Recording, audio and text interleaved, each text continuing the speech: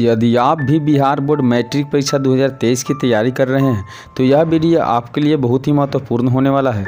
और यह video special 2023 में मैट्रिक एग्जाम देने वाले विद्यार्थियों के लिए साइंस का वस्तुनिष्ठ प्रश्न सेट किया गया है, जिसमें बिल्कुल आपको 1 से 48 वस्तुनिष्ठ प्रश्न मिलेगा। उनमें से किन्हीं 40 वस्तुनिष्ठ प्रश्नों को OMR शीट में भर देना है और उसका सही उत्तर देना है, जहाँ से आपको 40 अंक प्राप्त हो सकते हैं।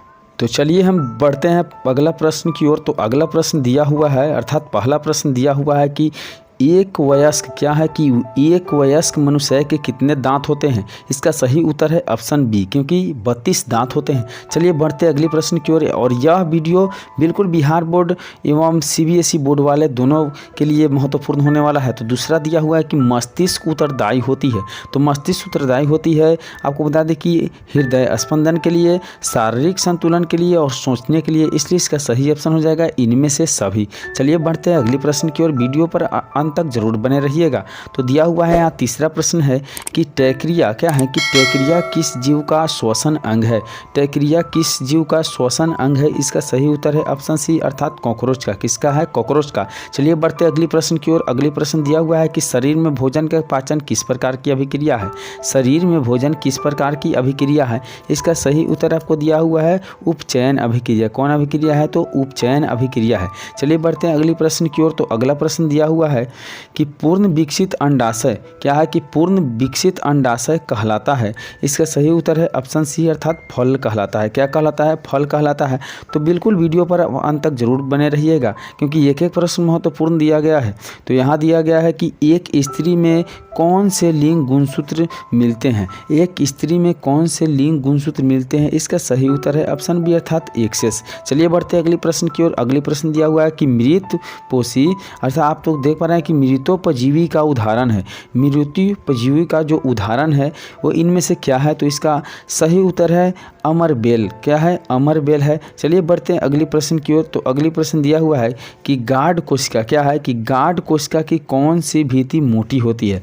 गार्ड कोशिका की कौन सी भित्ति मोटी होती है। इसका सही आंसर है भीतरी भित्ति। क्या होता है? भीतरी भित्ति मोटी होती है। चलिए बढ़ते हैं अगले प्रश्न की ओर। अगले प्रश्न दिया हुआ है कि निम्न में कौन सी अधातु, देख रहे हैं कि निम्न में कौन सी अधातु विद्युत का सुचालक है। निम्न में कौन सी अधातु विद्युत का सुचालक है। इसका सही उत्तर है ग्रेफाइट। क्या है? ग्रेफाइट। चलिए बढ़ते अगले प्रश्न की ओर। अगले प्रश्न दिया हुआ है कि बैटरी का अम्ल होता है। क्या है कि बैटरी का अम्ल है वह क्या है। तो इसका सही उत्तर है, आपको बता दें कि सांद्र H2SO4। क्या है? सांद्र H2SO4। लेकिन इसका अगर करेक्ट आंसर माने तो इनमें से कोई नहीं होगा। लेकिन चलिए हम लोग बढ़ते हैं अगले प्रश्न की ओर। तो अगला प्रश्न दिया हुआ कि काली चूना का रासायनिक सूत्र क्या है। आप लोग देख पा रहे हैं कि काली चूना का जो है रासायनिक सूत्र क्या है। इसका सही उत्तर है ऑप्शन ए, अर्थात CaOH का होल 2। क्या है? CaOH का होल 2। चलिए बढ़ते हैं अगले प्रश्न की ओर। बहुत ही महत्वपूर्ण प्रश्न है, एक एक प्रश्न को अंत तक जरूर देखिएगा। आयोडीन युक्त नमक है।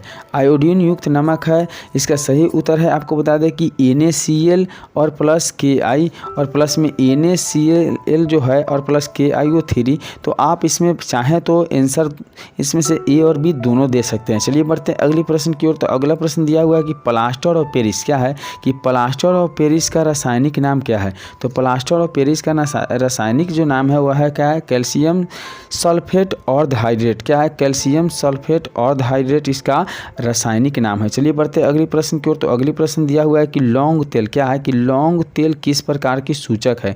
लौंग तेल किस प्रकार की सूचक है। इसका सही उत्तर है गंधीय सूचक। कौन सा सूचक है? गंधीय सूचक है। चलिए बढ़ते अगले प्रश्न की ओर। तो अगले प्रश्न दिया हुआ है कि घरेलू गैस में क्या है कि घरेलू गैस जो होता है LPG का प्रमुख अवयव क्या होता है। तो घरेलू गैस LPG का प्रमुख अवयव जो होता है वह ऑप्शन बी होता है, अर्थात ब्यूटेन गैस होता है। कौन सा होता है? ब्यूटेन होता है। चलिए बढ़ते अगले प्रश्न की ओर। तो वीडियो पर अंत तक जरूर बने रहिएगा। आपको बता दें कि यहाँ दिया हुआ है कि C60 फ्लोरीन की आकृति निम्नलिखित में से किसके जैसी होती है। इसका सही उत्तर है ऑप्शन बी, अर्थात फुटबॉल की जैसी होती है। कैसा होता है? तो फुटबॉल की जैसा इसकी आकृति होती है। चलिए बढ़ते अगली प्रश्न की ओर। अगला प्रश्न दिया हुआ है कि आप लोग देख पा रहे हैं कि लेटेक्स सामान्यतः कहाँ पाया जाता है। लेटेक्स सामान्यतः कहाँ पाया जाता है, इसका सही उत्तर है इनमें से सभी में। कहाँ पाया जाता है, इनमें से सभी में। चलिए बढ़ते अगली प्रश्न की ओर। दिया हुआ है कि मानव मूत्र में क्या है, कि मानव मूत्र में यूरिया की प्रतिशत मात्रा होती है। मानव मूत्र में यूरिया की प्रतिशत मात्रा होती है, इसका सही उत्तर है ऑप्शन सी अर्थात 2% होती है। चलिए बढ़ते अगली प्रश्न की ओर। दिया हुआ है कि भ्रूण का विकास, आप लोग देख पा रहे हैं कि दिया है कि भ्रूण का विकास होता है। भ्रूण का विकास होता है ऑप्शन सी अर्थात गर्भाशय में होता है। कहाँ होता है, गर्भाशय में होता है। चलिए बढ़ते हैं अगले प्रश्न की ओर।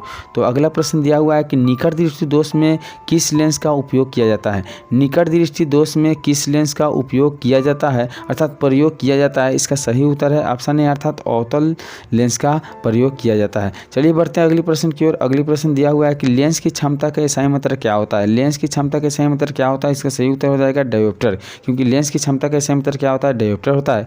अब बढ़ते हैं अगले प्रश्न की ओर। दिया हुआ है कि किलोवाट घंटा क्या है, 1 किलोवाट घंटा बराबर होता है। तो 1 किलोवाट घंटा बराबर होता है आपका 3.6 × 10⁻6 जूल के। किसके बराबर होता है, तो 3.6 × 10⁻6 जूल के बराबर होता है। चलिए बढ़ते हैं अगली प्रश्न की ओर। तो अगली प्रश्न दिया हुआ है प्रकाश का न्यूनतम होता है। देखिए प्रकाश का चाल न्यूनतम कहाँ होता है, तो आपको बता दें कि प्रकाश का न्यूनतम चाल जो होता है वह कांच में होता है। कहाँ होता है, कांच में होता है। चलिए बढ़ते अगली प्रश्न की ओर। दिया हुआ है कि निम्न में किस लेंस की फोकस दूरी धनात्मक होती है। निम्न में किस लेंस की फोकस दूरी जो है धनात्मक होती है, इसका सही उत्तर है उत्तल लेंस। किसका होता है, तो उत्तल लेंस की फोकस दूरी क्या होता है, धनात्मक होता है। चलिए बढ़ते अगली प्रश्न की ओर। दिया हुआ है कि कमरे के ताप पर द्रव अवस्था में क्या है, कि कमरे के ताप पर द्रव अवस्था में रहने वाली अधातु है। कमरे के ताप पर द्रव अवस्था में रहने वाली अधातु है, इसका सही उत्तर है ब्रोमीन। क्या है, ब्रोमीन है।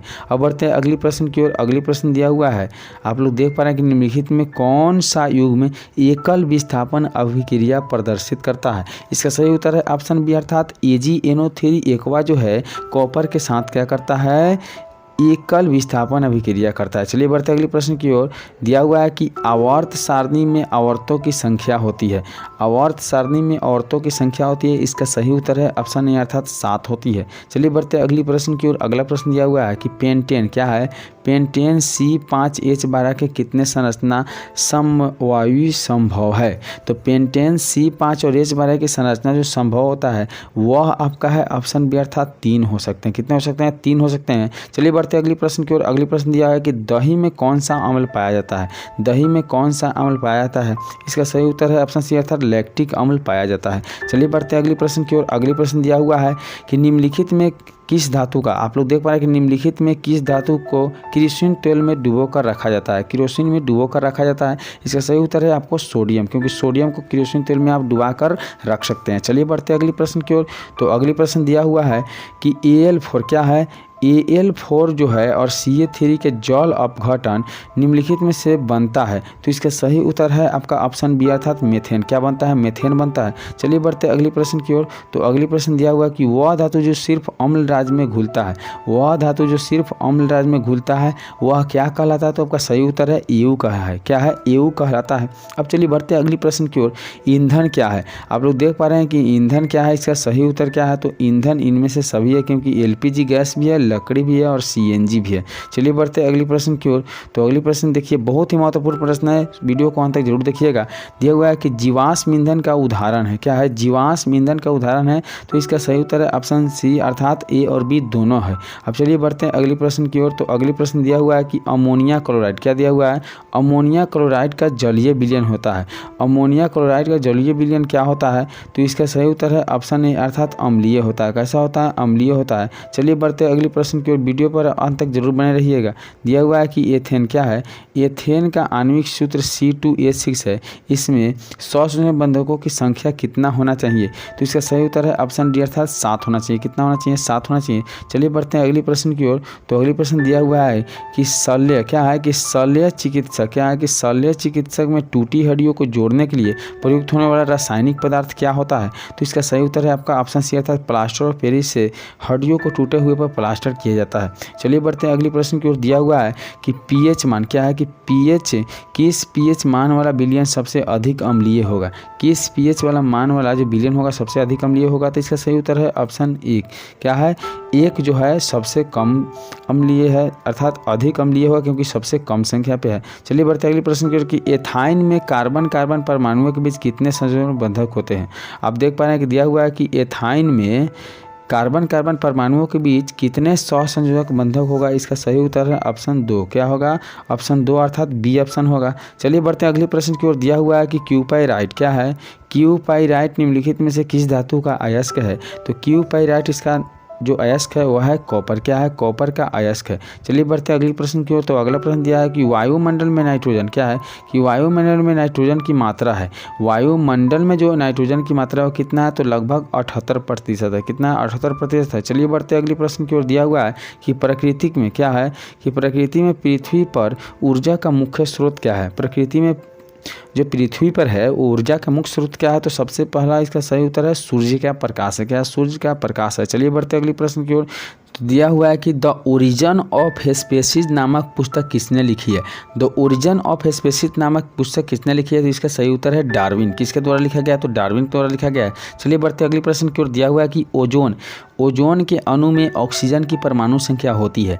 ओजोन के अणु में ऑक्सीजन की परमाणु संख्या कितना होता है। इसका सही उत्तर है ऑप्शन सी अर्थात 3 होता है। चलिए बढ़ते अगले प्रश्न की ओर। तो अगला प्रश्न दिया है कि पौधे में प्रकाश संश्लेषण का स्थान है। पौधे में प्रकाश संश्लेषण का स्थान कौन होता है। इसका सही उत्तर है क्लोरोप्लास्ट होता है। क्या होता है, क्लोरोप्लास्ट होता है। चलिए बढ़ते अगले प्रश्न की ओर। तो अगले प्रश्न दिया हुआ है कि परिशेषिका हिस्सा है। क्या है, परिशेषिका हिस्सा है। इसका सही उत्तर है ऑप्शन ए अर्थात आहार नाल का। किसका हिस्सा होता है, आहार नाल का हिस्सा होता है। चलिए बढ़ते अगले प्रश्न को। दिया हुआ है कि एक खाद्य श्रृंखला में तीसरे पोषीय स्तर पर हमेशा कौन रहता है। एक खाद्य श्रृंखला में तीसरे पोषीय स्तर पर हमेशा कौन रहता है। इसका सही उत्तर है आपका दिया हुआ है ऑप्शन बी अर्थात मांसाहारी रहता है। कौन रहता है, मांसाहारी रहता है। चलिए बढ़ते अगले प्रश्न को। दिया हुआ है कि निम्नलिखित में, आप लोग देख पा रहे हैं कि निम्नलिखित में कौन से समूहों में केवल जैव निम्नकरणीय पदार्थ है। निम्नलिखित में कौन से समूह में केवल जैव निम्नकरणीय पदार्थ है। इसका सही उत्तर है ऑप्शन जो डी है, केक, लकड़ी एवं शीशा। क्या है, केक, लकड़ी